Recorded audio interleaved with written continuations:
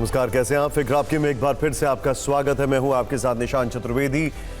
शुरुआत करते हैं सबसे पहले खबरों के इंट्रोडक्शन यानी परिचय के साथ। आज वो खबरें जो आपके लिए जानना बहुत जरूरी है। देखिए, पहली खबर, पुतिन के इलाके में यूक्रेन ने 9/11 जैसा हमला कैसे कर दिया, यह सवाल आज पूरी दुनिया में ट्रेंडिंग पर है। यूक्रेन पर रूस के मिसाइल हमलों से ज्यादा चर्चा यूक्रेन के एक ड्रोन अटैक की हो रही है। जानकार मानते हैं कि इस हमले से युद्ध की दिशा बदल सकती है। इस हमले के साथ साथ युद्ध क्षेत्र से कई ग्राउंड रिपोर्ट्स इस वक्त हमारे पास आ चुकी हैं। TV9 रिपोर्टर और कैमरा पर्सन इस वक्त यहीं पर मौजूद हैं। इसके बाद आपको जम्मू कश्मीर के विधानसभा चुनाव के लिए बीजेपी का लिस्ट वाला ट्विस्ट दिखाएंगे, क्योंकि 3 घंटे के अंदर बीजेपी के 3 लिस्ट जारी हो जाती हैं, एक लिस्ट वापस ली जाती है और ऐसी नौबत आ गई कि बीजेपी के प्रदेश अध्यक्ष ने खुद को कमरे के अंदर बंद कर लिया। हुआ क्या ऐसा? और आज की चर्चित राजनीतिक खबर यूपी के मुख्यमंत्री योगी आदित्यनाथ के एक विवादित बयान से जुड़ी है। योगी ने कहा, बटेंगे तो कटेंगे, और इस पर सियासी कलेश बढ़ता जा रहा है।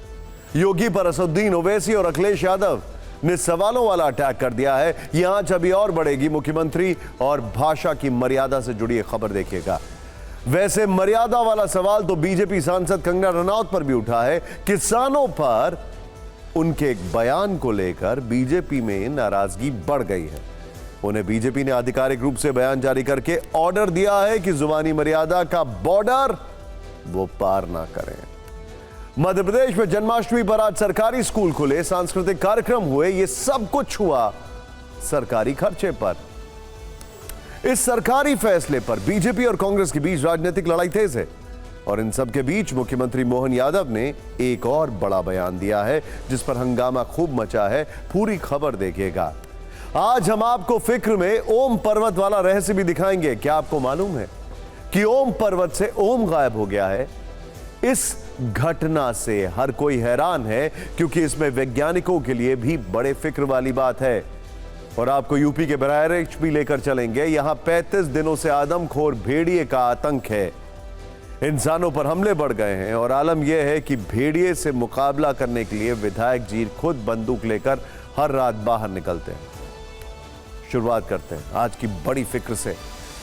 आज सबसे पहले फिक्र के लेंस से रूस यूक्रेन वॉर को देखेंगे। क्या आपको पता है कि आज पूरी दुनिया में अरबों लोग इस वीडियो की चर्चा कर रहे हैं?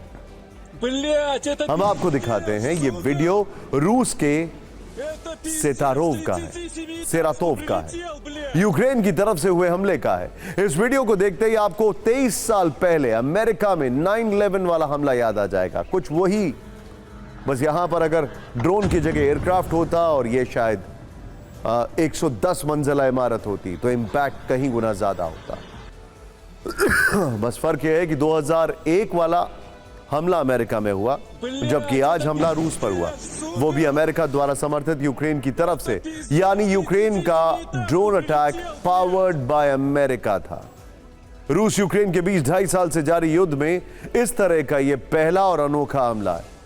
इस हमले के बारे में हम आपको आगे विस्तार से बताएंगे। उससे पहले फ्रंट लाइन से ज़ेलेंस्की और बाइडेन को परेशान और विचलित कर देने वाले कुछ सवाल, तथ्य और नए अपडेट्स हमारे सामने हैं। क्या रूस ने F-16 फाइटर जेट्स को टारगेट करने की कोशिश की? वही F-16 जो यूक्रेन को अमेरिका से मिले हैं? और क्या यूक्रेन पर रूस की तरफ से हुए मिसाइल और ड्रोन अटैक का एक मकसद यूक्रेन को मिले F-16 को तबाह करना भी था? यहां नोट करने वाली बात यह है कि यूक्रेन को हाल ही में रूस से मुकाबला करने के लिए अमेरिका से F-16 फाइटर जेट्स मिल चुके हैं। F-16 फाइटर जेट के बारे में यूक्रेन और अमेरिका दोनों का दावा है कि ये लड़ाकू विमान मौजूदा युद्ध में गेम चेंजर साबित हो सकते हैं।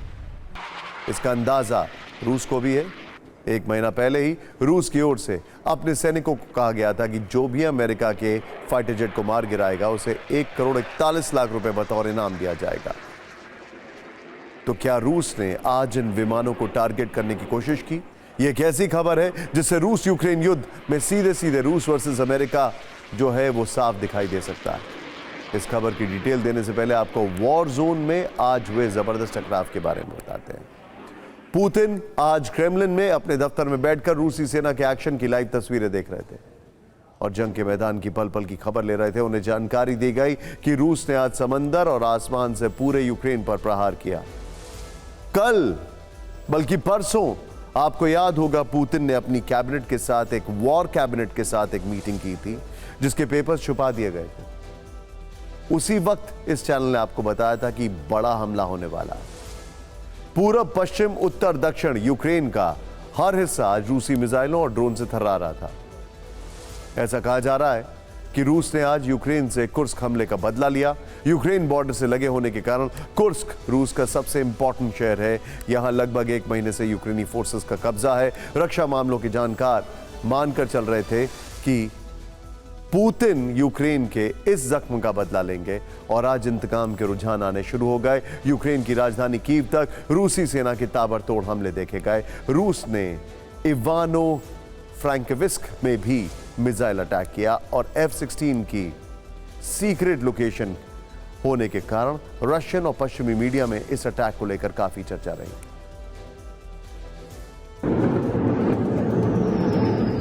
रूस ने आज यूक्रेन के 21 शहरों में 65 लोकेशंस को टारगेट किया।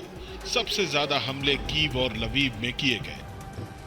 इस दौरान रूस ने यूक्रेन पर 100 आत्मघाती शाहेद ड्रोन दागे, 60 मिसाइलों का इस्तेमाल किया। ड्रोन और मिसाइलों से पूरे यूक्रेन पर लगभग 2 घंटे तक रूसी अटैक जारी रहा।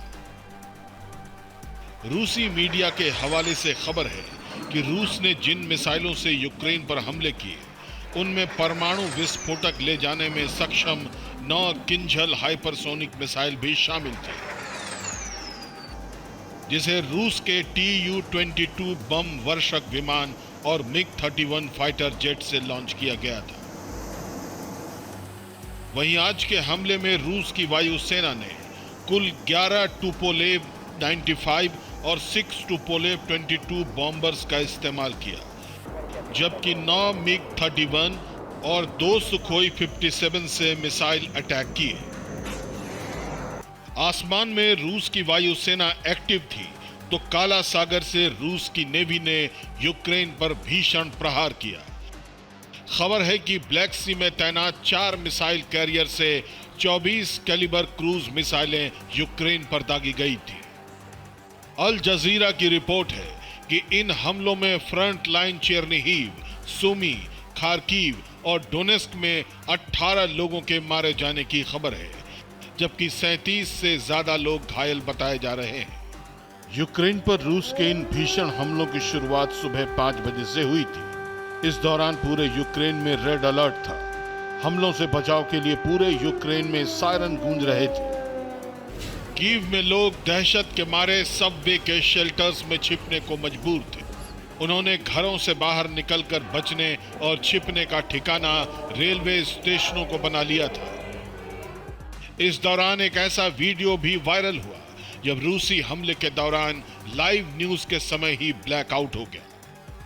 कहा जा रहा है कि रूस ने यूक्रेन में सबसे ज्यादा बिजली और पानी की आपूर्ति करने वाले इंफ्रास्ट्रक्चर्स को टारगेट किया। ऐसा ही एक अटैक कीव के हाइड्रो इलेक्ट्रिक साइट पर हुआ। यहां रूस ने टरबाइन हॉल को मिसाइल अटैक से तबाह कर दिया। बाद में अटैक साइट से हाइड्रो इलेक्ट्रिक डैम की तबाही वायरल हुई। हालांकि सोशल मीडिया पर सबसे ज्यादा चर्चा इवानो फ्रैंकोविस्क पर मिसाइल हमले की हो रही है। यहां रूस ने कुल 6 मिसाइलें दागी थी।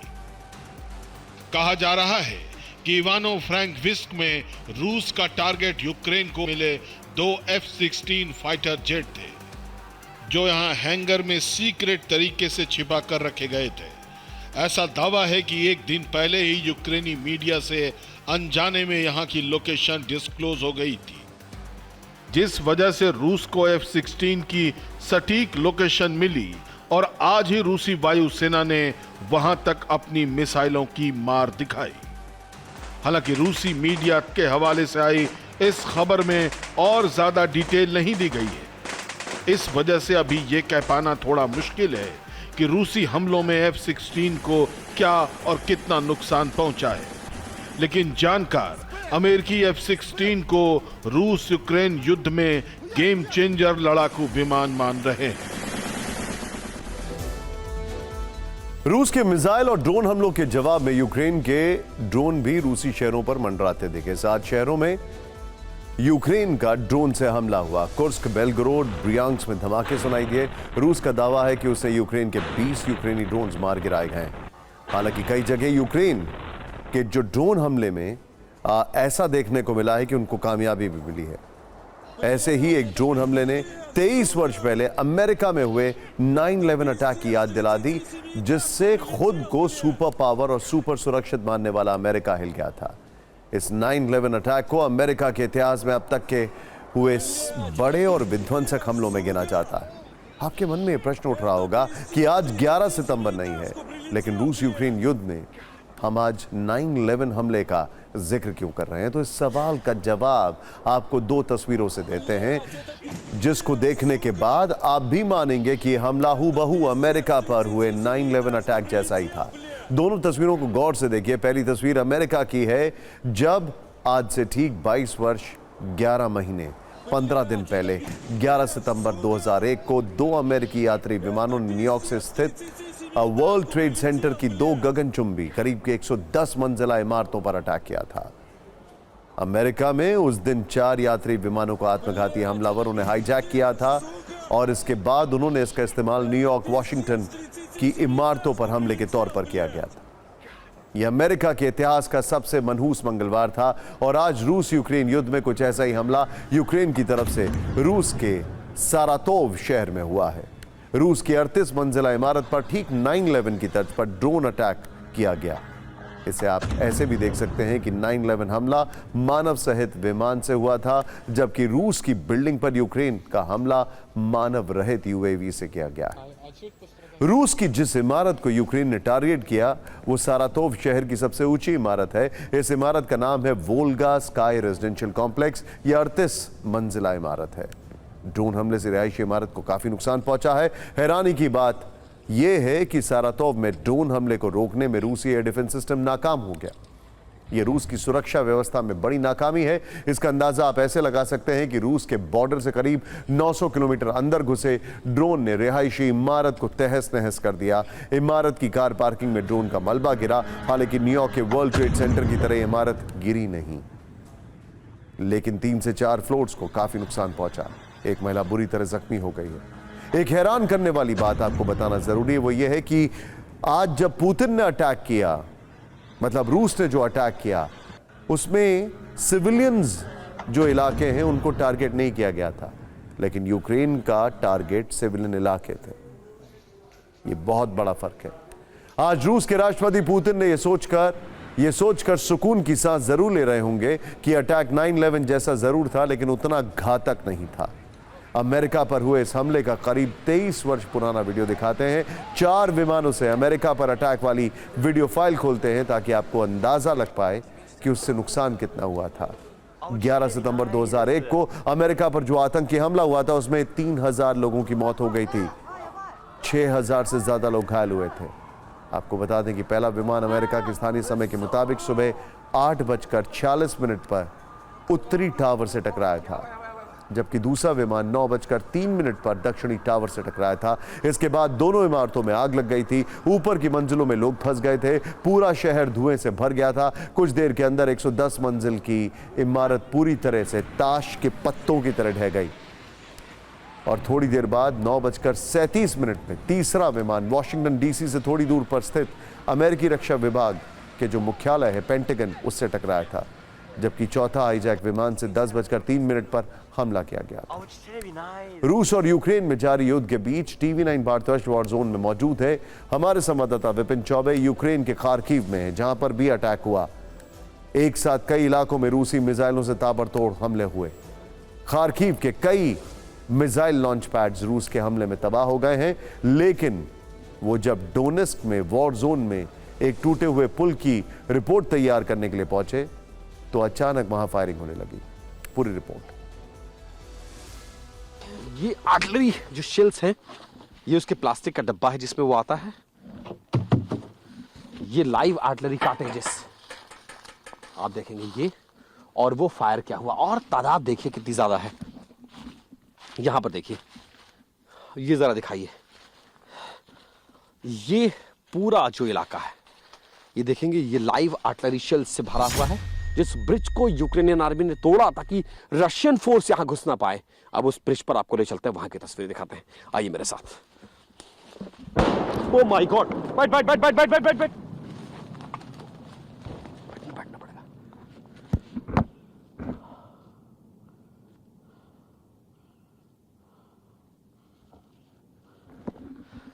आप देख सकते हैं ये आर्टिलरी है। इधर से रशियन फोर्सेस इस आर्टिलरी से हमले कर रही हैं और उधर से यूक्रेनी फोर्स इधर से हमला कर रही है और रशियन फोर्स उधर से हमला कर रही है। हम लोग सेवरोडोनेट्स नदी के किनारे पर मौजूद हैं और देखिए सामने आपको नदी के ऊपर टूटा हुआ पुल है और इस घने जंगलों के बीच आने की कोशिश करते हुए हमारी तस्वीर ये है, ये बताती कि इसमें हम ड्रोन के हमले से बच सकते हैं। हम पर खतरा बहुत ज़्यादा है और आप समझिए कि बेलगोरोद, क्रुक्स के आगे का इलाका, बेलगोरोद का इलाका, इन इलाकों में अभी लड़ाई जारी है। यूक्रेन ने अपनी पूरी ताकत बेलगोरोद में, बेलगोरोद वो इलाका है जो रशियन टेरिटरी है जिस पर कब्जा कर चुकी है पूरी तरह से।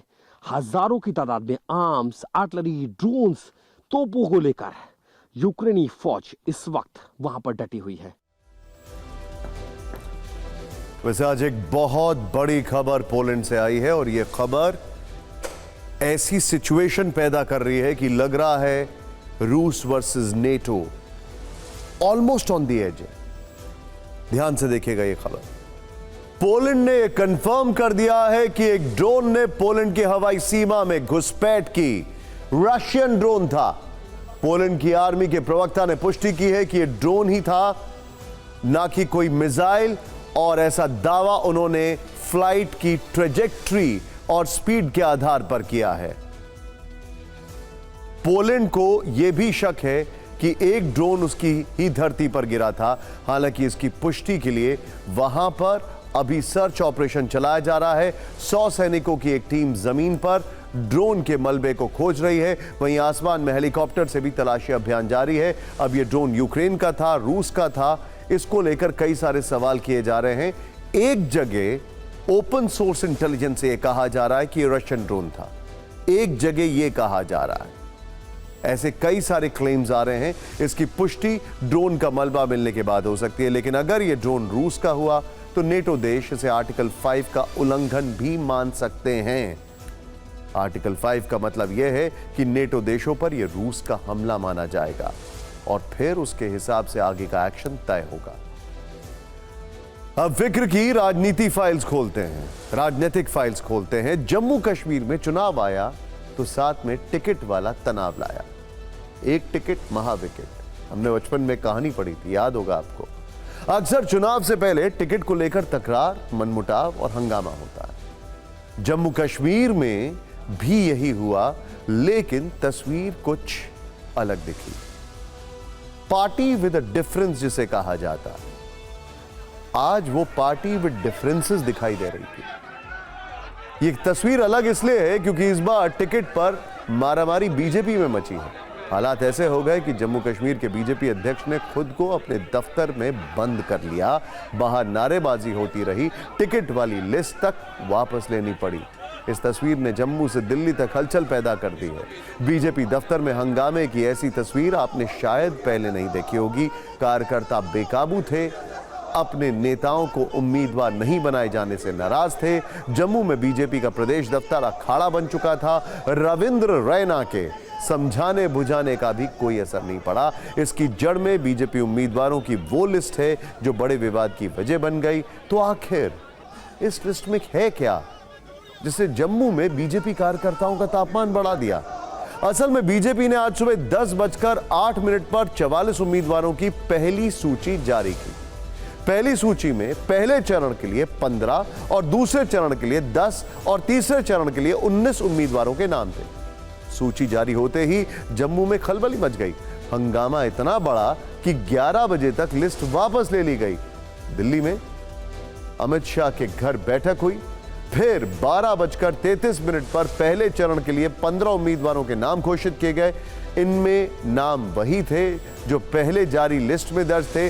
बाकी चरण के उम्मीदवारों के नाम जारी नहीं किए गए। दोपहर 2:32 पर एक और सूची जारी हुई जिसमें सिर्फ एक उम्मीदवार का नाम था। अब सवाल है कि बीजेपी ने 44 उम्मीदवारों की सूची को वापस क्यों लिया। इसकी वजह जानने से पहले बीजेपी कार्यकर्ताओं के हंगामे पर रविंद्र रैना का क्या कहना है, ये जरूर देखते हैं। ऐसी स्थिति नहीं आनी चाहिए। मैं सभी कार्यकर्ताओं से व्यक्तिगत पर्सनल बात करूंगा और मैंने पहले भी सभी कार्यकर्ताओं से बात की है। मैं सबका सम्मान करता हूं। एक एक करके सभी कार्यकर्ता मेरे पास आइए।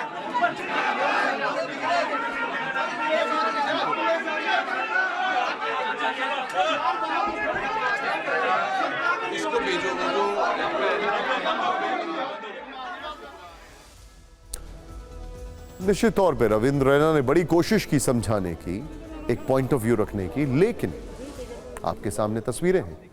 पहले चरण में 24 सीटों पर 18 सितंबर को वोटिंग है। इन सीटों के लिए नामांकन की आखिरी तारीख 27 अगस्त है, यानी 24 घंटे से भी कम। बीजेपी ने 16 सीटों के प्रत्याशी घोषित कर दिए हैं, लेकिन बीजेपी ने पहली लिस्ट वापस क्यों ली? गड़बड़ कहां हुई, इसकी वजह बताते हैं।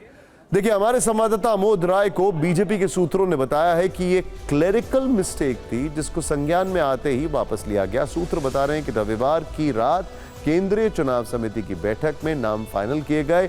तब यह तय हुआ था कि सोमवार को सुबह 10 बजे पहले फेज का चुनाव लड़ने वालों की सूची जारी की जाएगी, लेकिन पार्टी के शीर्ष नेताओं के बीच कम्युनिकेशन गैप की वजह से तीनों फेज के 44 उम्मीदवारों की सूची जारी हो गई। पार्टी ने यह रणनीति बनाई थी कि चुनावों के फेज के अनुसार उम्मीदवारों की सूची जारी होगी। इसके पीछे पार्टी की अपनी सोच है।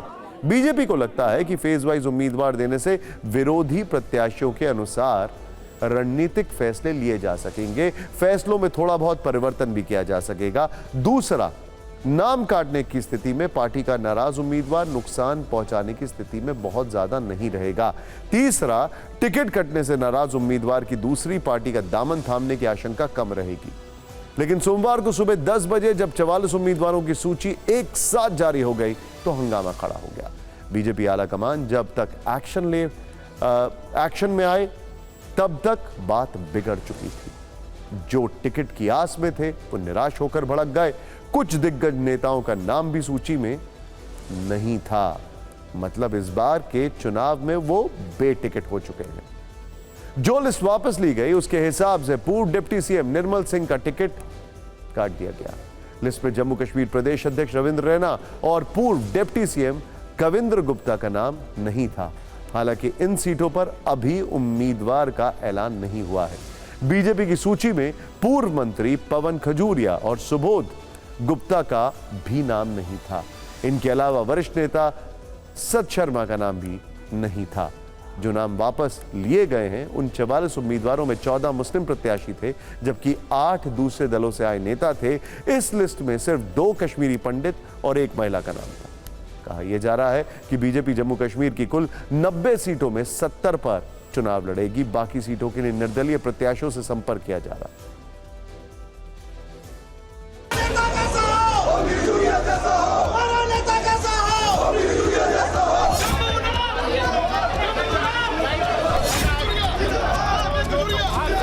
बीजेपी की पहली सूची जारी हो चुकी है। 15 नाम जो है वो पार्टी ने घोषित किए हैं, लेकिन उसके बाद पार्टी के अंदर बगावती शुरू जो है वो अब शुरू हो चुके हैं। यहाँ पे पार्टी ऑफिस के बाहर जो हंगामा है वो साफ तौर पे यहाँ पे देखने को मिल रहा है। आज मेरे साथ नाइंसाफी हुई है। कल जो पैराशूट से एसएसपी मोहनलाल की परसों ज्वाइनिंग होती है जहाँ पे, और आज उसका मैंडेट दिया जाता है। अगर ये मैंडेट नहीं बदला गया तो इसका खामियाजा भारतीय जनता पार्टी को भुगतना पड़ेगा। आज जो बीजेपी की हालत हुई, ये पहली, जैसे मैंने कहा, ये पहली बार मैंने देखा है कि बीजेपी ने अपना लिस्ट जारी करने के 10 मिनट के अंदर अंदर उस लिस्ट को डिलीट किया। आज उनके दफ्तरों में कुर्सियां तोड़ी गई, बुरा हाल है उनके दफ्तर में। बीजेपी अपने घर को ठीक रखे, हम अपने घर की तरफ अपनी तवज्जो देंगे। नहीं चलेगी, नहीं चलेगी, नहीं चलेगी।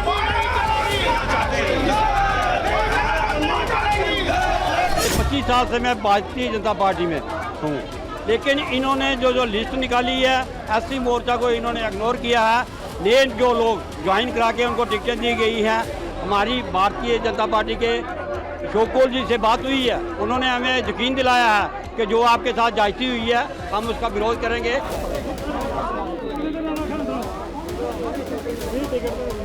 अब बीजेपी के अध्यक्ष रविंद्र रैना उन कार्यकर्ताओं से मिलते हुए नजर आ रहे हैं जो पार्टी से नाराज थे। मैं एक एक करके सभी कार्यकर्ताओं से, सभी नेताओं से मुलाकात कर रहा हूं और सबके मन में जिसके मन में जो शंका है उसका समाधान मैं करूंगा। एक भारतीय जनता पार्टी का एक एक कार्यकर्ता, एक एक पोलिंग बूथ का जो कार्यकर्ता है, इनकी सुनी जाएगी और कार्यकर्ताओं के हित में फैसला होगा।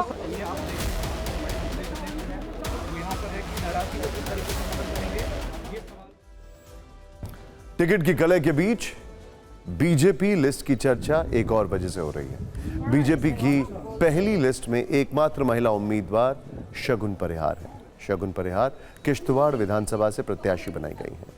बीजेपी से टिकट मिलने पर लोग उन्हें बधाई देने घर पहुंचे। शगुन परिहार के पिता और चाचा की आतंकियों ने साल 2018 में गोली मारकर हत्या कर दी थी। अनिल परिहार और अजीत परिहार को 1 नवंबर 2018 को दुकान से लौटते समय आतंकियों ने गोली मारी थी। परिहार ब्रदर्स की हत्या जम्मू कश्मीर पंचायत चुनाव से पहले की गई थी। अब उसी परिवार की बेटी शगुन को विधानसभा के चुनाव में मौका मिला। पहला विषय तो हमारी सुरक्षा का रहेगा। हम सब जानते हैं हमने अपने पुराने दौर में हमने अपने कितने नेताओं को खोया, कितने लोगों को खोया। हमारे गांव से, हमारे दक्षिण, हमारे ठाकराई, हमारे पलमाड़ और न जाने कितने गांव से, और किश्तवाड़ के हमारे तो आपको सबको पता ही है कि कितने लोगों की शहादत हुई। इससे पहले यहाँ की महिलाओं को सिक्योर करना है ताकि उनका फ्यूचर सिक्योर हो, सो डैट कि वो आगे बढ़े। हमारा टूरिज़्म का जो बहुत बड़ा हब बनने जा रहा है किश्तवाड़, साथ में हमारा प्रोजेक्ट हब बनने जा रहा है, तो इन सब के थ्रू हम यहाँ के युवाओं को रोजगार देंगे। बीजेपी में लिस्ट को लेकर कार्यकर्ताओं और नेताओं में गुस्सा है, तो कांग्रेस और नेशनल कॉन्फ्रेंस में सीटों पर आज सहमति का संकट दिखने लगा। हालांकि कुछ देर पहले इसे सुलझा लिया गया है। पहले चरण के नामांकन के लिए बस कल तक का वक्त है, लेकिन आखिरी वक्त में सीटों का पेच ऐसा फंसा कि आज श्रीनगर में फारूक अब्दुल्ला के घर घंटों तक बैठक करनी पड़ी। दिल्ली से कांग्रेस के 2 बड़े नेता केसी वेणुगोपाल और सलमान खुर्शीद को बातचीत के लिए भेजा गया, तब जाकर मामला सुलझा। तय हुआ कि पहले चरण की 24 सीटों में 17 पर नेशनल कॉन्फ्रेंस लड़ेगी, 7 सीटें कांग्रेस के खाते में गई हैं। अगर सभी 90 सीटों की बात की जाए तो गठबंधन 85 सीटों पर लड़ेगा, जबकि 5 पर फ्रेंडली फाइट होगी। यानी इन सीटों पर नेशनल कॉन्फ्रेंस और कांग्रेस दोनों दल के उम्मीदवार होंगे।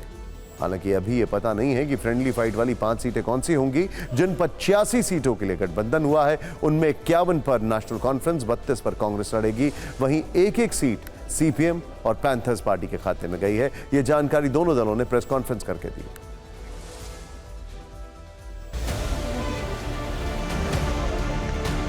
आज खुशी की बात है कि हम लोगों ने नेगोशिएशंस पूरे कर दिए हैं और बड़ी ही कांग्रेस और नेशनल कॉन्फ्रेंस इकट्ठे इलेक्शन लड़ी।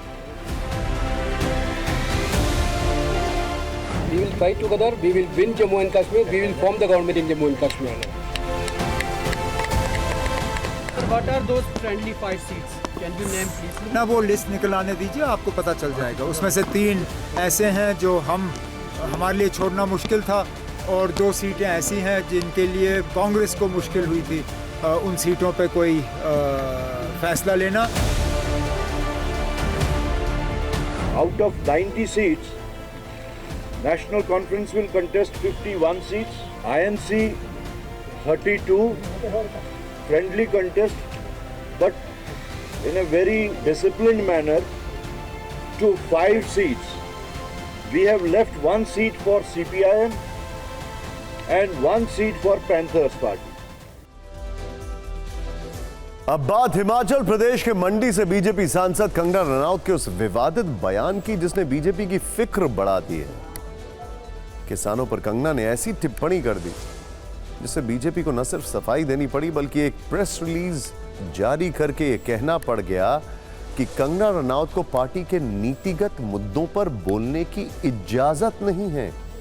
दरअसल कंगना रनौत ने एक इंटरव्यू में कहा था कि अगर पार्टी का शीर्ष नेतृत्व मजबूत नहीं होता तो पंजाब को भी बांग्लादेश बना दिया जाता। कंगना रनौत ने यह तक कह दिया कि किसान आंदोलन के दौरान रेप हो रहे थे। कंगना के इस बयान के बाद विपक्ष बीजेपी पर हमलावर हो गया है। कांग्रेस ने तो कंगना पर एनएसए के तहत एक्शन लेने की मांग कर डाली है। इसके बाद बीजेपी ने प्रेस रिलीज जारी करके कहा है कि कंगना रनौत द्वारा किसान आंदोलन के परिप्रेक्ष्य में दिया गया बयान पार्टी का मत नहीं है। भारतीय जनता पार्टी कंगना रनौत के बयान से असहमति व्यक्त करती है। पार्टी की ओर से पार्टी के नीतिगत विषयों पर बोलने के लिए कंगना रनौत को ना तो अनुमति है और ना ही वो बयान देने के लिए अधिकृत हैं। भारतीय जनता पार्टी की ओर से कंगना रनौत को ऑर्डर दिया गया है कि वो इस प्रकार के बयान भविष्य में ना दें। पहले आपको कंगना रनौत का पूरा बयान सुनाते हैं, फिर उनके बयान पर छिड़ी सियासी महाभारत की पिक्चर दिखाएंगे। जो बांग्लादेश में हुआ ना, वो यहाँ होते हुए भी देर नहीं लगनी थी। अगर हमारे इतने शीर्ष नेतृत्व जो हमारे इतने सशक्त नहीं होते, यहाँ पे जो फार्मर्स प्रोटेस्ट हुए, वहाँ पे लाशें लटकी थी, वहाँ पे रेप हो रहे थे।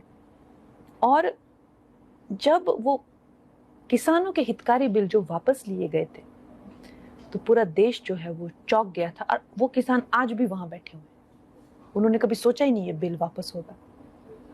वो बड़ी लंबी प्लानिंग थी, जैसे बांग्लादेश में हुई है।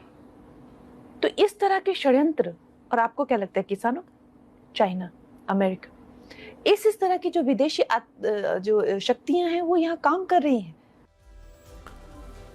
कंगना रनौत का यह बयान बीजेपी के लिए किसी आत्मघाती हमले जैसा साबित हुआ है और अब विपक्ष कह रहा है कि कंगना के खिलाफ नेशनल सिक्योरिटी एक्ट के तहत एक्शन लेना चाहिए।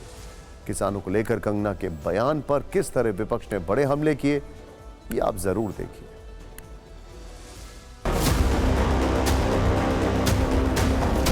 अगर ये उनका मत नहीं है, अगर आपकी पार्टी का ये मत नहीं है, तो निकाल बाहर करिए ऐसे सांसद को।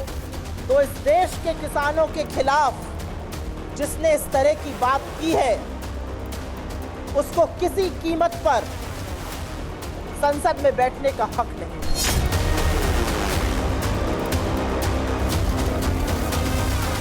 बीजेपी को माफी ही नहीं मांगनी चाहिए, कंगना रनौत को बीजेपी से निष्कासित करना चाहिए। अगर थोड़ी भी शर्म भारतीय जनता पार्टी की लीडरशिप, इस देश के किसानों के बाद शर्म आनी चाहिए कंगना रनौत को और भारतीय जनता पार्टी। आंदोलन को बदनाम करने के लिए और आंदोलन को असल मुद्दों से डीरेल करने के लिए कंगना रनौत जी बयानबाजी दे रही हैं। और भाजपा की एमपी हैं, तो भाजपा सरकार लगातार आप विरोध करती रही है, तो उन्होंने भी करना। वैसे कंगना के बयान को अब राहुल गांधी ने भी मुद्दा बना लिया है। राहुल गांधी ने सोशल मीडिया पर पोस्ट करते हुए लिखा है कि किसानों से किए वादों को पूरा करने में नाकाम मोदी सरकार का दुष्प्रचार तंत्र लगातार किसानों का अपमान करने में जुटा हुआ है। 378 दिन चले मैराथन संघर्ष के दौरान 700 साथियों का बलिदान देने वाला किसानों का भाजपा सांसद द्वारा बलात्कारी और विदेशी ताकतों का नुमाइंदा कहना भाजपा की किसान विरोधी नीति और नियत का एक और सबूत है। यानी राहुल की राजनीति की सुई किसानों पर रुक गई है और सुई की चुभन बीजेपी को महसूस हो। कंगना के बाद बात सीएम योगी की करते हैं, जिन्होंने आज एक ऐसा विस्फोटक बयान दिया जिससे सियासी गलियारों में भूचाल ला दिया है। विपक्ष सवाल पूछने लगा है कि क्या एक सीएम को इस तरह का बयान शोभा देता है? आखिर ये सीएम की कैसी भाषा है?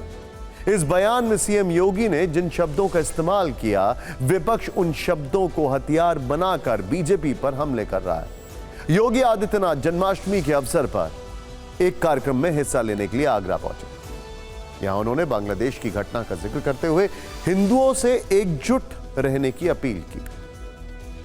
हालांकि इस अपील में उन्होंने जो शब्द कहे, विपक्ष उन्हें मुद्दा बना चुका है। सीएम योगी के भाषण वाले कीवर्ड जो थे वो जरा ध्यान से देखें। बटेंगे तो कटेंगे, एक रहेंगे तो नेक रहेंगे, एक रहेंगे तो सुरक्षित रहेंगे।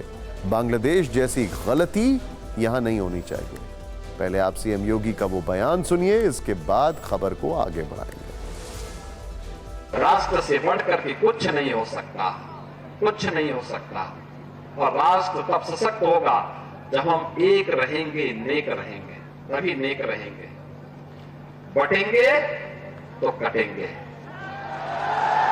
आप देख रहे हैं ना, बांग्लादेश में देख रहे हो ना, तो वो गलतियां यहां नहीं होनी चाहिए। बटेंगे तो कटेंगे, एक रहेंगे तो नेक रहेंगे, सुरक्षित रहेंगे और समृद्धि की पराकाष्ठा को पहुंचेंगे। जन्माष्टमी का अवसर था और सभा के मंच से सीएम योगी ने बटेंगे कटेंगे वाला बयान दिया। यूपी में माहौल विधानसभा उपचुनाव का है, ऐसे में विपक्ष ने इसमें हिंदू मुस्लिम राजनीति वाला नैरेटिव जोड़ दिया है। सवाल पूछे जाने लगे हैं कि क्या एक मुख्यमंत्री को इस तरह के शब्दों का इस्तेमाल करना शोभा देता है?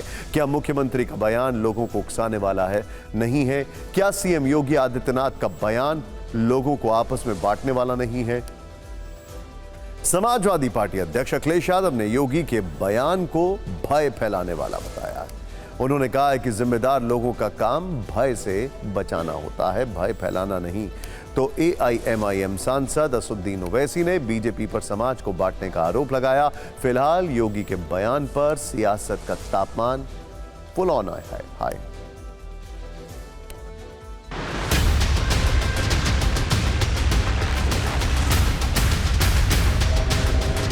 वो प्रधानमंत्री बनना चाहते हैं, कम से कम प्रधानमंत्री का रोल उन्हें नहीं प्ले करना चाहिए। ये काम प्रधानमंत्री जी का है, भारत सरकार का है कि दुनिया में किस देश के साथ कैसे संबंध रख रहे हैं। ये पहली बार नहीं मुख्यमंत्री जी कर रहे हैं, मुख्यमंत्री जी पहले भी कह चुके हैं।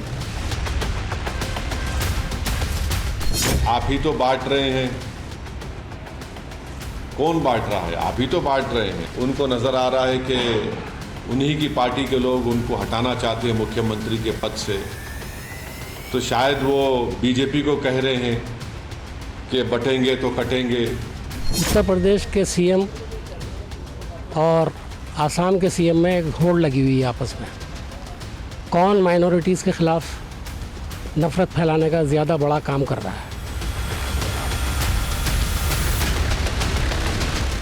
बुलडोजर का बेजा इस्तेमाल न्याय के पर्यायवाची के रूप में जो व्यक्ति करे, उसे ये सब बोलने का तो कोई हक ही नहीं है। योगी जी ने बिल्कुल ठीक कहा है कि भाई हिंदुओं को एक रहने की आवश्यकता है। जब एक रहेंगे तो नेक रहेंगे, अगर बटेंगे तो कटेंगे। अब भी सावधान रहने की आवश्यकता है। बांग्लादेश की स्थिति कोई कमतर नहीं है, दुनिया देख रही है, लेकिन कोई हिंदू के लिए नहीं बोल रहा।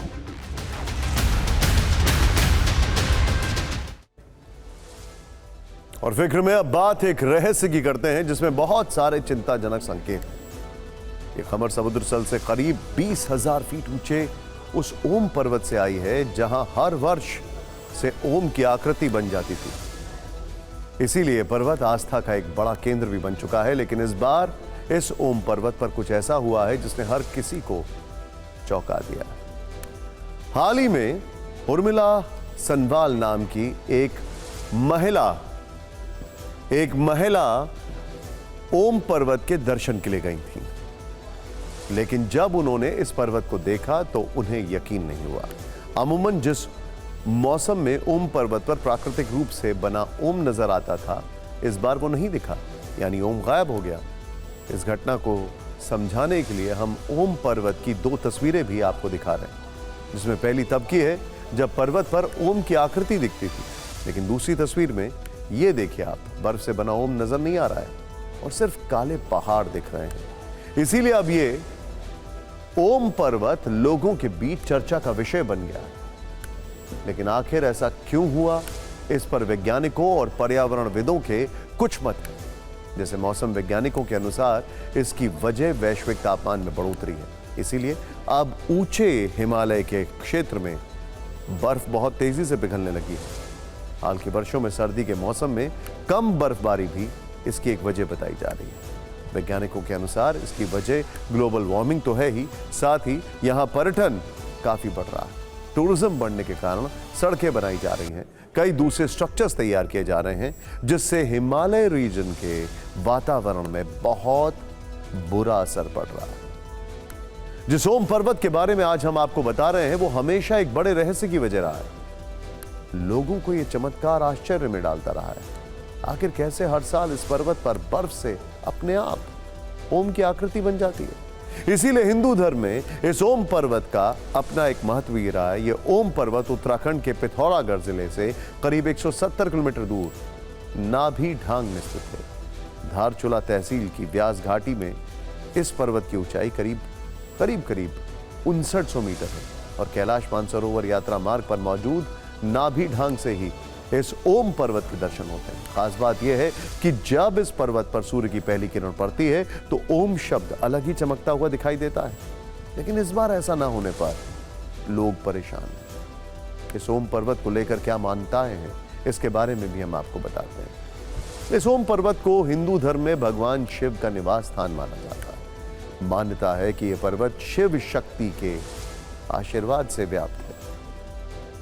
दावा किया जाता है कि दुनिया में प्राकृतिक तौर पर बनने वाले 8 ओम हैं, लेकिन सिर्फ नाभी ढांग से ही पर्वत पर ओम का निशान दिखाई देता है। यह भी कहा जाता है कि स्कंद पुराण के मानस खंड में आदि कैलाश और ओम पर्वत की यात्रा को कैलाश मानसरोवर यात्रा जितना ही महत्व दिया गया है। लेकिन इस बार यहां से ओम का गायब होना चर्चा का विषय बन गया।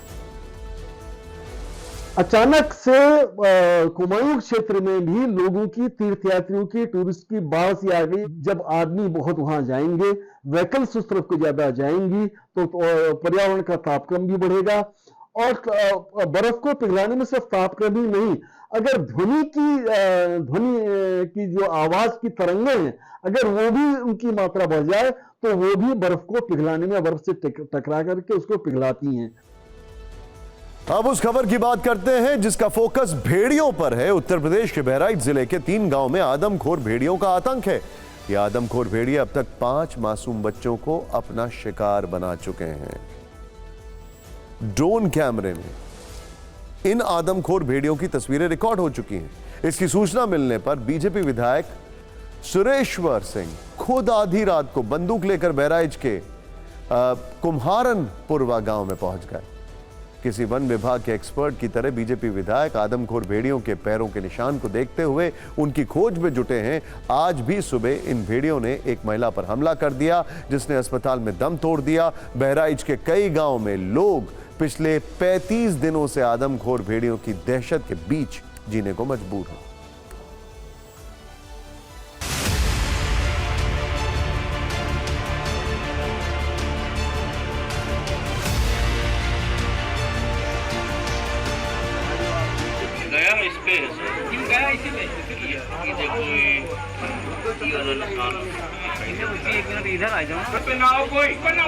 भैया उधर से वापस हो जाओ, वापस हो जाओ, उधर से वापस। कोई यहाँ आएगा नहीं। अब नकबंधा के बीच आदमी देखिए तो एक ही कौन रंग पेरा है, सफेद कलर है, रोड किनारे देखे होंगे। लड़का बोलने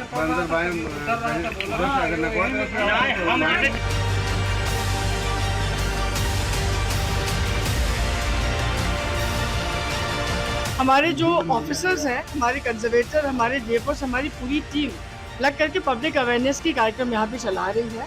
और ये बहुत ज़रूरी है कि जितना वन विभाग सपोर्ट कर रही है, लोगों को स्वयं की भी सुरक्षा करना बहुत ज़रूरी है। उन्हें भी ये देखना होगा कि अपने बच्चों को लेकर के रात में बाहर न सोएं, बाहर न निकलें।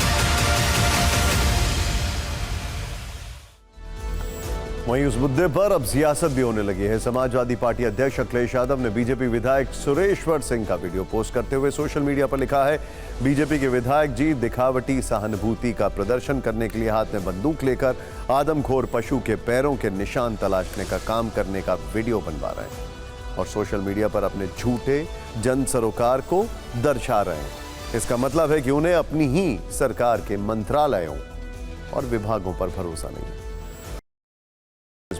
यानी आदमखोर भेड़िया राजनीति का विषय भी बन गया।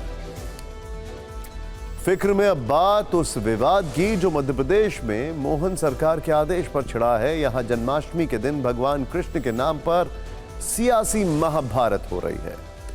जन्माष्टमी के पर्व पर देश के अलग अलग हिस्सों के स्कूलों में अवकाश था, लेकिन आज मध्य प्रदेश के सरकारी स्कूल खोले गए थे। वहां बच्चों को बुलाया गया था इसके पीछे मोहन सरकार का एक आदेश था। कुछ दिन पहले ही मोहन सरकार ने आदेश दिया था कि इस बार सरकारी स्कूलों में जन्माष्टमी उत्सव मनाया जाएगा। आदेश के अनुसार आज एमपी के कई स्कूलों में जन्माष्टमी पर सांस्कृतिक आयोजन हुए। साथ ही ग्राम पंचायतों में भी कई कार्यक्रम किए गए। ये कार्यक्रम भगवान श्री कृष्ण की शिक्षा और मित्रता के प्रसंगों पर आधारित थे। स्कूलों में आयोजन सरकारी खर्च से किए गए थे।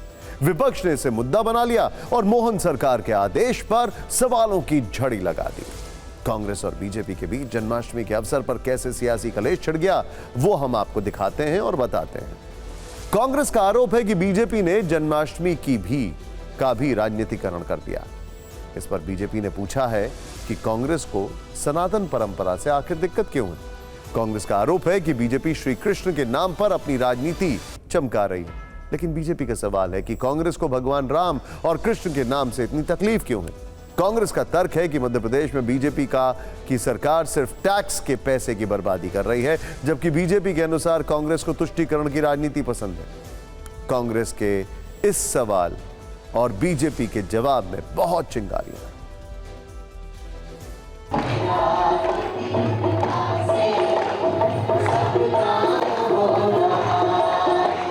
ये भोपाल का एक शासकीय स्कूल है, सुभाष स्कूल, जहां पर श्री कृष्ण जन्मोत्सव मनाया जा रहा है। ये तस्वीरें आप देख रहे हैं। ये पहली बार है जब सरकार ने एक सरकारी आदेश जारी किया हो और उसके बाद ये तस्वीरें देखने को मिली है। रहीम, रसखान यहाँ की माटी में अपने आप को जोड़ करके चले तो आज सदियों से उनका हम स्मरण करते हैं। लेकिन सावधान, जो यहाँ का खाता है और कहीं और का बजाता है, ये नहीं चलेगा। भारत के अंदर रहना होगा तो रामकृष्ण की जय कहना होगा। कृष्ण सनातनी परंपराओं के आस्था के केंद्र है, विश्वास के केंद्र। इसके ऊपर राजनीतिकरण बंद करें। कृष्ण को पहले समझे, क्योंकि आपकी सरकार और आपकी पार्टी क्या करती है, सिर्फ नफरत के भाव को फैलाने का काम करती है। अब कांग्रेस को तो हर संस्कृति और हर हिंदू तीज त्योहार और सनातन के विरोध का जब अवसर मिलता है वो यही काम करती है। कांग्रेस को सनातन का विरोध करना है। यहाँ पर कृष्ण को आप केवल एक धर्म से सीमित मत करिए। दिक्कत तो यहीं आ रही है, कांग्रेस समझ नहीं पा रही ना।